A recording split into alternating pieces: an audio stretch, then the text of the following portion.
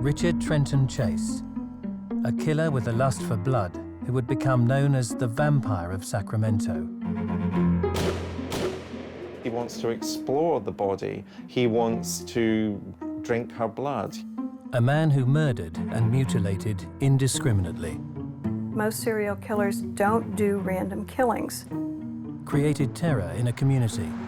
Everybody was very upset in the neighborhood, talking about buying guns.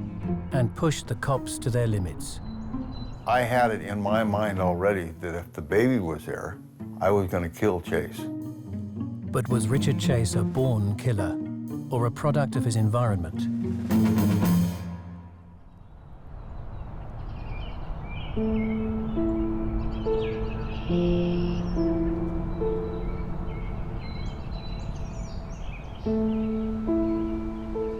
Richard Trenton Chase was born on May the 23rd, 1950, in Sacramento.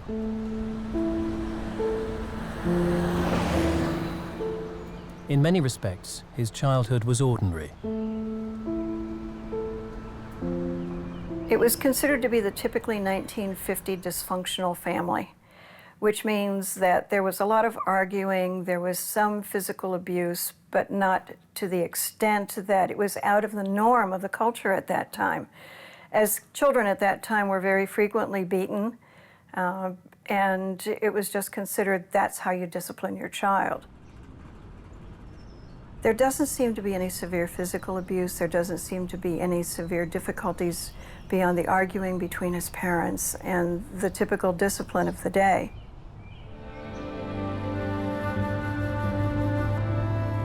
However, one aspect of Chase's childhood offered a glimpse of things to come. The young boy had a taste for harming and killing cats. The torturing of animals is probably something that most normal children go through. Why it becomes significant in relation to serial killers is that whilst most children develop a conscience through their relationship with animals, they realize that they're actually hurting the animal.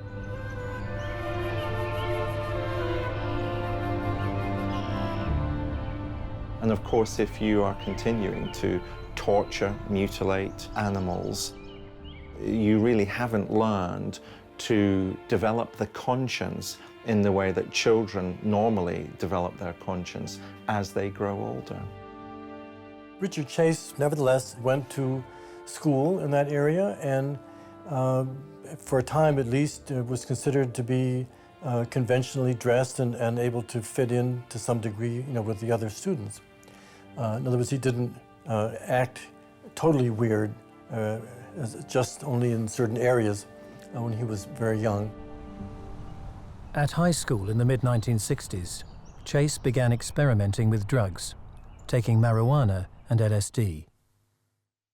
He began using extremely heavy doses of not only marijuana but other drugs. Can a drug precipitate someone to go over the edge? I mean, just out of the blue, can you become psychotic without having some underlying disease? The tendency is to say that if you don't have some type of a vulnerability or a sensitivity, the number of people who took LSD here in this country and everywhere in the world, we would have had a number of serial murderers running around. So it seems that he had some underlying difficulties, but could it have precipitated the murders? Not in and of itself. Alongside his spiraling drug use, the teenage Chase had developed a physical problem. He discovered there was a difference in his life from his peers in that whilst he was attracted to women, he wasn't able to achieve erection. He began to think that somehow, since the blood is supposed to go into the penis to make it hard, as we all know, that if he got blood from some external source as a kind of a supplement, that might do the trick. By the time Chase was in his 20s, his behavior and beliefs were becoming increasingly bizarre. He thought he was being poisoned. He thought he had bones growing out of the back of his head. He thought his stomach was upside down, his pulmonary artery had been stolen, and he was in great physical pain. It was all imagined, of course. He began to address ways to alleviate that pain. And what he did was he began to kill small animals and use their blood and body parts.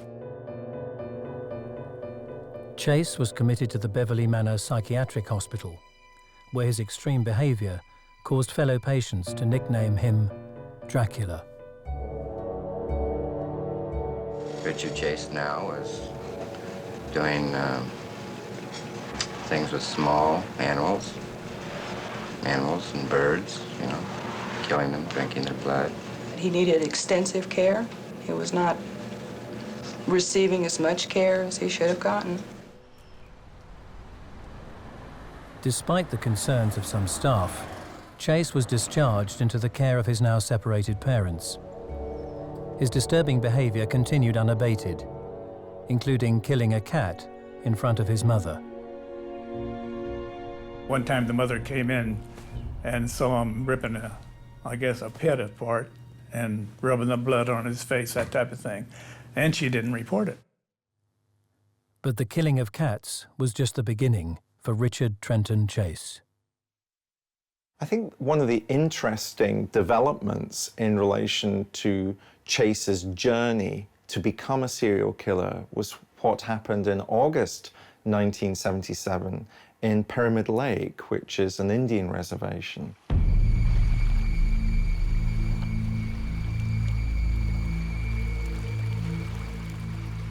On a routine patrol, officers from the Bureau of Indian Affairs had noticed a pickup truck stuck in the sand. Looking inside the vehicle, they made a shocking discovery.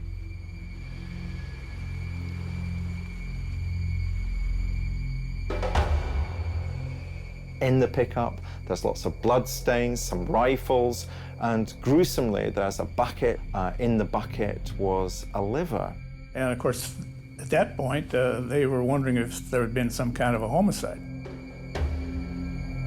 The officers scanned the area with field glasses.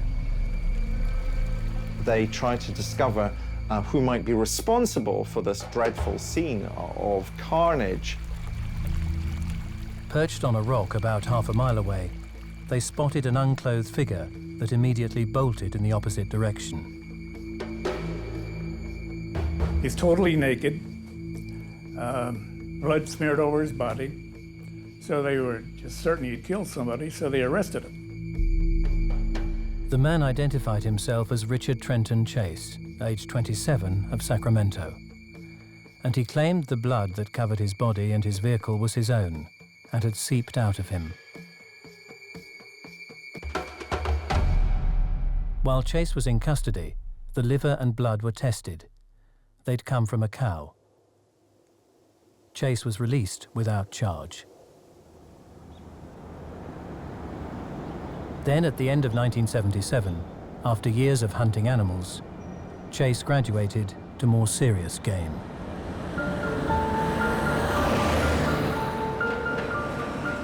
In a peaceful suburban neighborhood in the east area of Sacramento, 51-year-old Ambrose Griffin had suddenly dropped dead without warning. His wife's first thoughts were a heart attack. The truth was far more sinister. Lieutenant Ray Biondi was the chief of homicide for the city's sheriff's department and in charge of the case. In December 1977, this was the Ambrose Griffin house. And it's as you can see, a very quiet neighborhood, middle-class neighborhood. But Mr. Griffin was unloading groceries from the trunk of his car and walking towards the front door when a passing car went by and someone shot him from that car. Shot him in his own front yard. There were no obvious suspects. We did a background on Mr. Griffin and we couldn't find a reason that anybody would want to harm him. And there was little in the way of clues.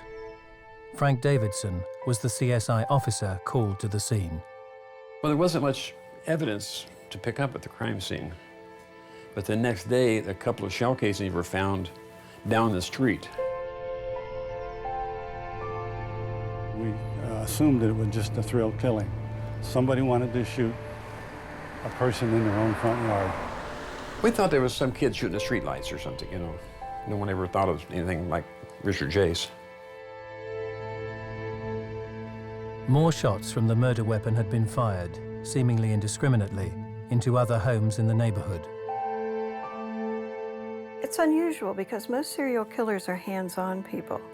They don't use weapons that frequently. They may, have one, but they don't use it for their killings. So this makes him somewhat unusual in the profile. Richard Trenton Chase had taken his first human life, and the murder of Ambrose Griffin was merely the start of a spree that would shock the city to its core.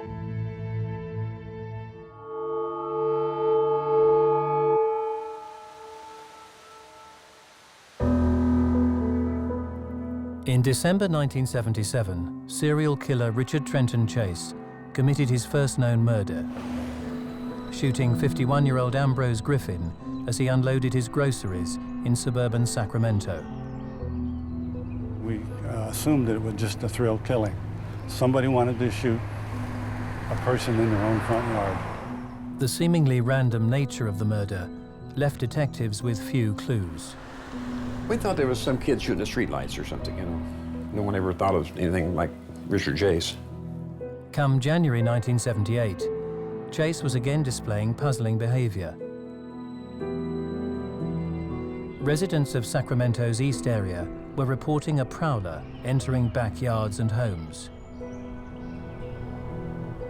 At one residence, the disheveled intruder was interrupted and chased from the scene. The house was a shambles. Chase had urinated into a drawer of baby's clothes and defecated on a child's bed. This is the behavior of somebody who wants to utterly claim control over the particular scene, that particular house in which he has invaded. This is the behavior of a man who's showing his contempt for the people who live there. Ultimately, he's not thinking clearly, he's not thinking rationally. On the 23rd of January 1978, Chase struck again. This time it was no simple drive-by shooting. Rookie detective Wayne Irie found himself drawn into the investigation. I had been just recently promoted to detective and had been assigned to the Metro unit, which worked primarily misdemeanor crimes. So I had been a detective maybe 4 or 5 months, not very long. We got a call to respond to assist in a homicide on Tioga Way. We were advised then that the victim was found in the residence and that she had been, they believe, shot and had been opened up with a knife. You'd almost want to say butchered. Homicide Chief Ray Biondi was one of the first on the scene and straight away spotted a sinister calling card. The first thing we noticed before even going in the house was a unexpended .22 caliber shell that was in the mailbox. But nothing could have prepared him for what was inside. Had you stepped right inside the front door, there was garbage scattered on the floor and an obvious drag mark that went from the front room back into the master bedroom. There on the floor was Teresa Wallen. She was dead, and she had been mutilated. Her abdominal region had been cut open. The clothing is pulled up over her chest. Her legs are spread apart, without garments, like it was in a rape or something. He had made an incision down the stomach, and that's an angle, and apparently had been moving the intestines and internal organs around. It was a horrific homicide because not only had he killed her, but she was pregnant at the time, so he killed an unborn child. I found a used yogurt cup, a paper cup the yogurt came in, which had zigzag prints on it, and apparently he had been drinking the blood or doing something with the blood in that cup. The extraordinary scene was unlike anything the officers had encountered before. At the time, we were thinking we're dealing with somebody who, a psychopath, obviously, because of the way he mutilated the bodies. I've been to a lot of homicide scenes and took a lot of pictures and a lot of evidence, and he was the strangest I've ever seen, you know, or a lot of the other people I've ever seen. So you don't have every day someone's cutting somebody open, looking through intestines and moving their things about. The crime scene showed signs of what the FBI had recently begun classifying as a disorganized killer. This was a disorganized type individual who committed disorganized type crimes. Crimes that would be not logical, that would reflect poor planning, that would reflect rage, that would reflect elements that could be read by the individual investigating the crime. Chase's first victim had been shot and left where he fell. The mutilation of Teresa Wallin signaled a dramatic escalation of violence. Here we've got the first human example of what Chase has been doing to animals for a very long period of time. Teresa Wallin was effectively mutilated.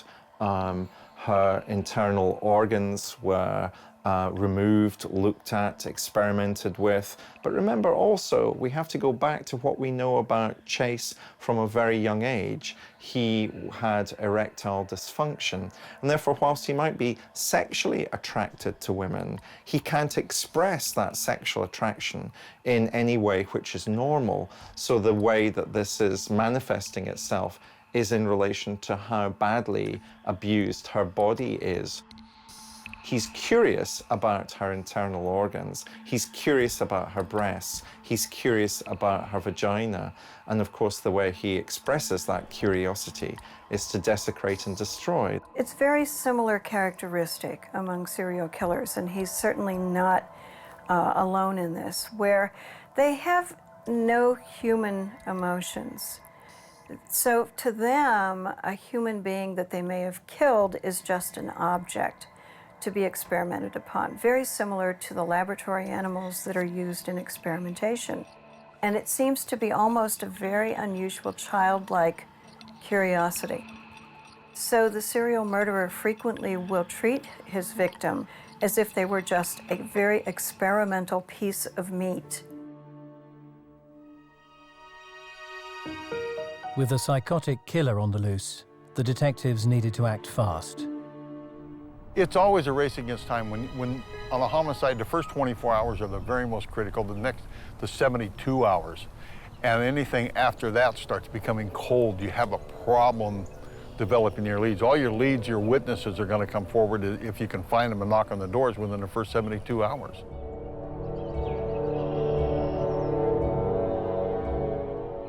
I was going door to door to talk to anybody, to knock on doors, to find out if anybody had seen anything. And in fact, one of the neighbors that I talked to had seen Richard Trenton Chase, and then we didn't know who it was, but described the white male subject in the clothing that he walked across this gentleman's front porch toward Teresa Wallin's house.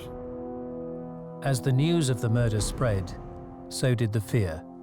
It hit the papers the next day, and everybody, you know, was very upset in the neighborhood, talking about buying guns, that type of thing. I think the difference in this case was the horrendous nature of the victim. Teresa Wallin was taking the garbage out. She was pregnant. She was shot and gutted. And I saw a photograph of her and the fear on her face in death. I see that to this day. What the residents and detectives of Sacramento didn't realize was that Chase was about to strike again, and this time with even more ferocity.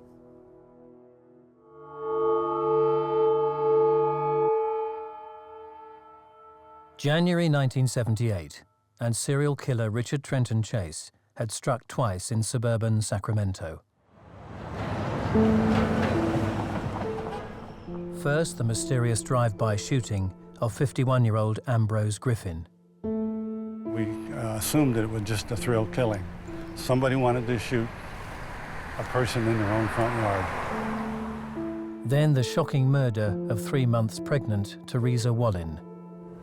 The victim had been opened up with a knife. You'd almost want to say butchered. I found a used yogurt cup, and apparently had been drinking the blood. As fear spread in the community, a large task force was mobilized in a race to apprehend the unknown killer before he struck again. Everybody was very upset in the neighborhood, talking about buying guns, that type of thing. Then, on the 27th of January 1978, Homicide Chief Ray Biondi received the call that 3 more bodies had been found.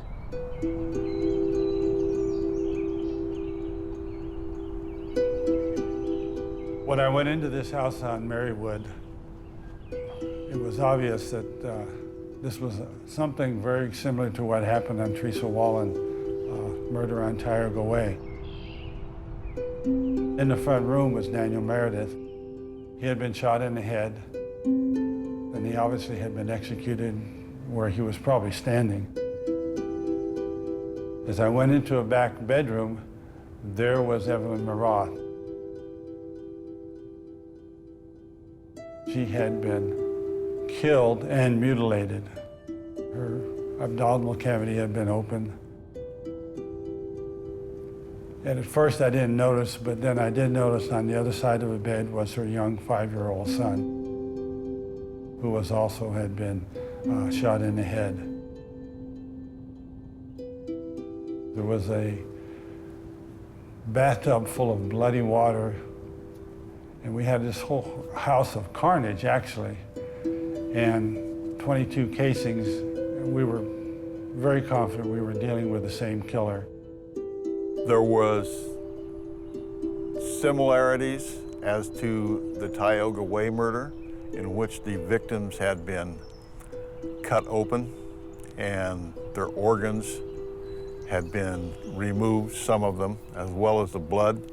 And the female victim had actually been sodomized also in this case. As a young man, Chase had struggled with sexual relations, but here something had changed. Erectile dysfunction is not unusual among serial murderers, even though they are capable very frequently of having some sexual intercourse when the victim is dead. Some serial killers will be act-focused, other serial killers will be process-focused. By act-focused, I mean that the psychological need for the killer to kill is achieved simply by the death of the victim. The killer will do nothing to the victim's body because he's achieved what it is that he wants to achieve. On the other hand, a processed-focused serial killer will want to spend time with the body of his victim. And that's very common in relation to what Chase did with Teresa Wallin and what he would do with Evelyn Maroth. He wants to explore the body. He wants to drink her blood. He wants to engage with the body in a sexual way. And the longer he's able to stay with the victim, the longer he's able to sustain some feeling of sexual satisfaction. While there were many similarities with the previous murder of Teresa Wallin, the police were now facing a new, most urgent factor. They knew a 22-month-old boy had been in the house, but he was nowhere to be found. What really upset us and the urgency was that David Farrar, the little 2-year-old boy, was missing.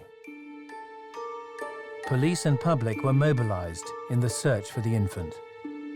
We had many volunteers, citizen volunteers and people within the department who were searching to try to find this baby.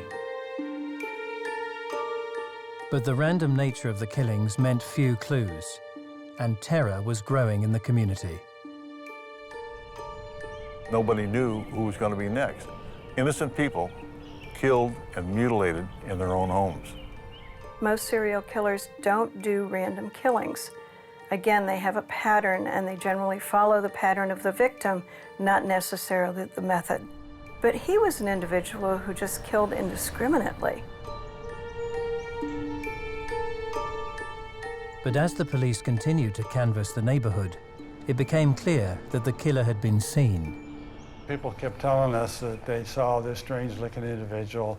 He was a white male, maybe 6 foot tall, wearing a bright orange parka, very scraggly hair, very thin, very emaciated looking, who had actually peered into people's houses.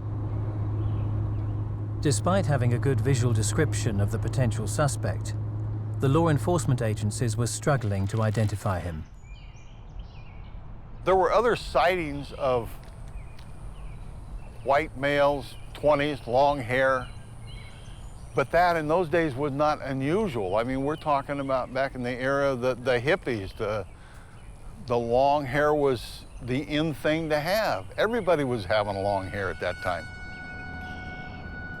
Then the detectives got a break. A girl who'd been at high school with Richard Chase saw an artist's sketch of the suspect. She remembered an encounter she'd had at the Town and Country shopping centre on the day of Teresa Wallin's murder. She saw this figure, you know, totally dirty, long hair, smudges here and there and everywhere, and a blank look, you know, just a strange-looking fellow. The problem is that she was a student with him in high school, and she didn't recognize him. So he came up to her. She's a little bit frightened by now, of course, because of the appearance, and he asked her if she remembered a certain fellow who was killed in high school on a motorcycle. And she said, "Well, who are you?" And he says, "Rick Chase." He spooked her so bad that she basically jumped in the car, locked the doors, and drove away. Didn't think any more about it until she actually saw the sketch later in the week.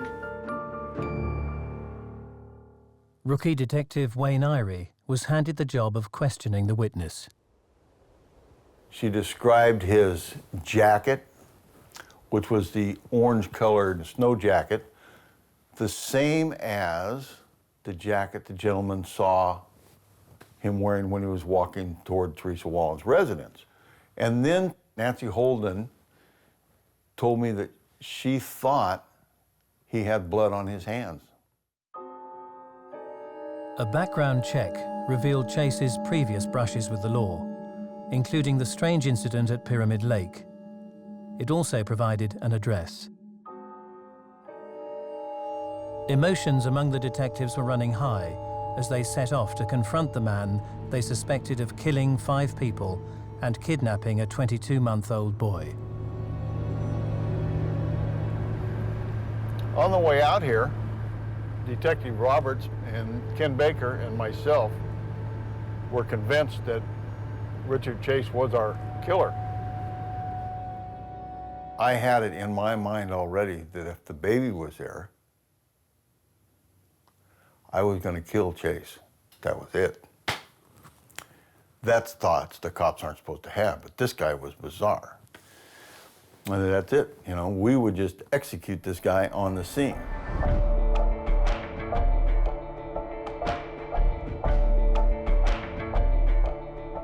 When we arrived at the apartment complex, we parked in the lot here and went in to make contact with the manager. She confirmed that he was in apartment 15.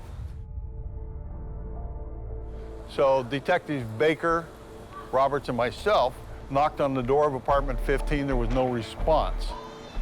Knock, knock, knock, no response. There was a vacant apartment next door to his.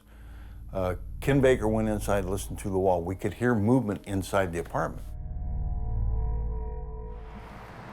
We, at that point, did not have a warrant for the apartment. We didn't have an arrest warrant. So I asked Bill Roberts to go back to the managed apartment, call Ray Bionde, our supervisor, ask him for some advice. You know, we were new detectives, you know. While they waited for word from their supervisor, the detectives took up new positions. The sudden silence led Chase to believe they'd given up their search. Chase did, in fact, think we were leaving. He came out with his box full of rags. He looked, he saw me, and he started running. At the time, he's looking back over his shoulder as I'm chasing him. He gets down here to 14. This is where Detective Baker was. Smacked him on the head. Ken knocked him down. And then we jumped on him, wrestled around with him. Irie and his colleague were now gripped in a violent struggle with a man who had killed and mutilated indiscriminately, and he was armed. His gun was in a holster underneath the jacket on his chest. I pulled my service revolver out, I stuck it in his ear. I told him to quit fighting or I was gonna blow his brains out. Well, he didn't quit fighting, and that's when I found out I'm not like him. Even though I believe that it would have been a good shooting, it would have been a justified shooting, I couldn't kill him, and I would have been justified in doing it. Because the average person, cops included, are not like these people. He's a cold-blooded killer, and we aren't. The detectives finally managed to overpower their suspect without a shot being fired. As Chase was taken into custody, detectives entered apartment 15 looking for the missing baby, David Ferreira. Just nearly every surface in the apartment was covered with blood. The couch was covered with blood, the kitchen counter, the sink, and the bathroom, on the carpet. There were strange-looking substance in jars in this refrigerator. In a blender, there was what appeared to have been organs, maybe animal or human. Might have even been mixed with Coca-Cola. But the missing baby was nowhere to be found.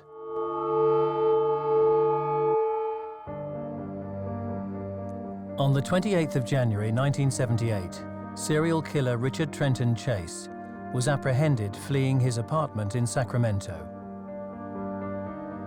Behind him was a trail of murder and mutilation that left 5 dead and a 22-month-old infant, David Ferreira, missing. A search of his apartment had revealed evidence of his guilt. The couch was covered with blood, the kitchen counter, the sink, and the bathroom. In a blender, there was what appeared to have been organs, maybe animal or human. But there was no sign of the missing child. As the detective who made the arrest, Wayne Irie was given the opportunity to interrogate Chase first. During the interrogation, he admitted to killing dogs. I tried every little trick I could, but he would never admit to killing people. And then I turned to lay some more photographs out, and when I looked back like this, Chase's head was right here, right next to my shoulder. Startled me. What I did is I turned back, his head is here. What the hell are you doing? Well, that shut that man up right there. Now, as I become more experienced, I believe now, if I would have put my arm around him, I could see the tears welling up in his eyes. He would have cracked and confessed. I believe that in my heart. Irie had failed to get a confession or information on the whereabouts of the infant David Ferreira. Prosecuting attorney Ronald Tochterman joined new detectives in the next wave of questioning. Some of his responses suggested that he was delusional. People were out to get him. He might have mentioned the Nazis or the Italians. Those were recurring things. When he was advised, he said he wanted an attorney. And I remember then I intervened and I said, well, theoretically he has the right to refuse to answer. We are supposed to stop questioning him at this point, but I'm going to persist, because at that point the baby was still unfound. We didn't know where the baby was. So I did question him, but he would not acknowledge anything. He was not forthcoming at all. It would be almost 2 months before the whereabouts of the infant were finally discovered.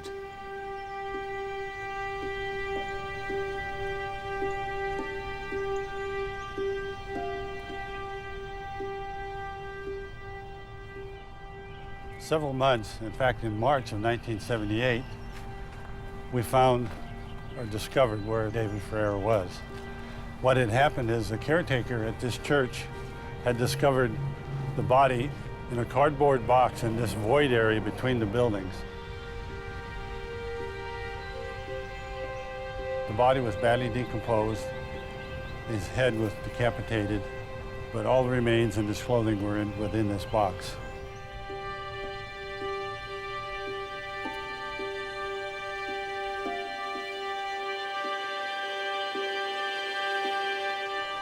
And so this was the scene after months and months of diligent searching for the body. Richard Trenton Chase had claimed the lives of 6 innocent people. In 1979, he would be tried for his crimes. Defense attorney Faris Salami entered a plea of insanity.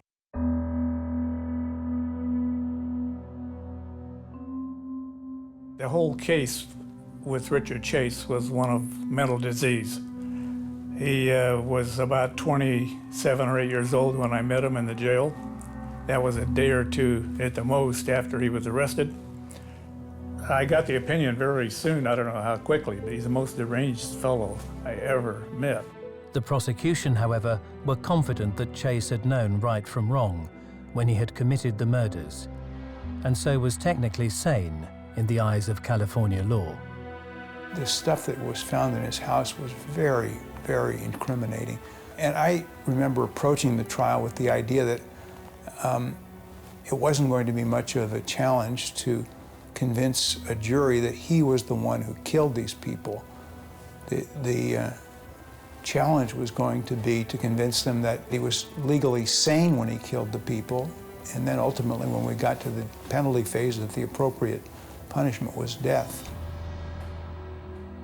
On the stand, Chase admitted to drinking his victim's blood and to decapitating the infant in order to obtain more. He said he thought it would be therapeutic. Chase described himself as a good person, although weak in heart and mind.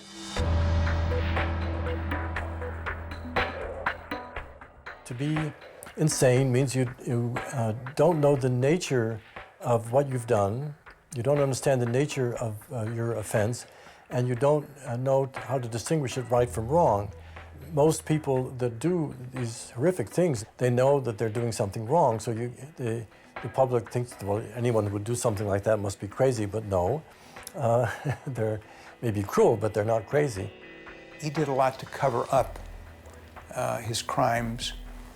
He did a lot to prevent the police from finding him. He denied having killed the victims when he was confronted, all of which suggested that he knew that what he had done was wrong. And there were a lot of other things that suggested that as well. He did a lot of things which the prosecution will tell you that show that he was thinking. You know, he took rubber gloves with him to protect himself. But he never, on the other hand, he never cleaned himself up. People saw this blood on him all the time. He never got a haircut. He wandered in and out of people's yards. He never seemed to be trying to conceal this appearance, which is kind of the other side of it. But would the jury judge him to have been insane? The difference between life and death. In May 1979, they delivered their verdict. Within 10 days, Richard Chase will be taken from the jail here to San Quentin State Prison, where he will be housed on condemned row. Richard Trenton Chase was found guilty of first-degree murder and sentenced to death.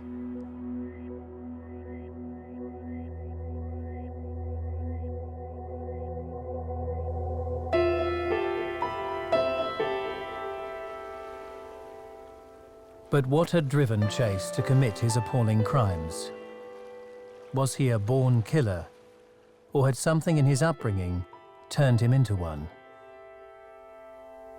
If he was abused at all, it may have been by his father with the belt, you know, for some of his outrageous actions. However, I would have to say that that wouldn't make somebody crazy. The truly brutalized young people, real cruelty and consistent humiliation, all of those things are very important factors nudging the person in the direction of later violence and crime, but you don't make somebody schizophrenic that way. If Chase had suffered no abuse, was his future as a serial killer rooted in neglect? This man was a schizophrenic, a paranoid schizophrenic, and I feel it's a tragedy that he wasn't given the help that would have stopped him from killing other fellow human beings. What was striking to me about the mother is that when one time he like knocked on her door and or she heard a noise or something, and there he was, and he was holding a dead cat, and blood was smeared all over. She didn't do anything. I think once you are beginning to torture animals on a regular basis, then simply you're learning that for yourself that you are able to do this. You become desensitized to the pain that another sentient being has at your hands, and therefore you become socialized into imagining that how you are behaving is acceptable behavior. It is but a short step to then feel that they are able to engage in the same types of behavior, not with animals, but with other human beings. I think the best way to understand Chase from a diagnostic standpoint is that he was schizophrenic, and that then he suffered serious breakdown in adolescence because of the aggravation of his genetic potential by these, as we say, psychotomimetic or hallucinogenic drugs. No human being is immune to the genetic background that they bring and the environmental issues that work on them.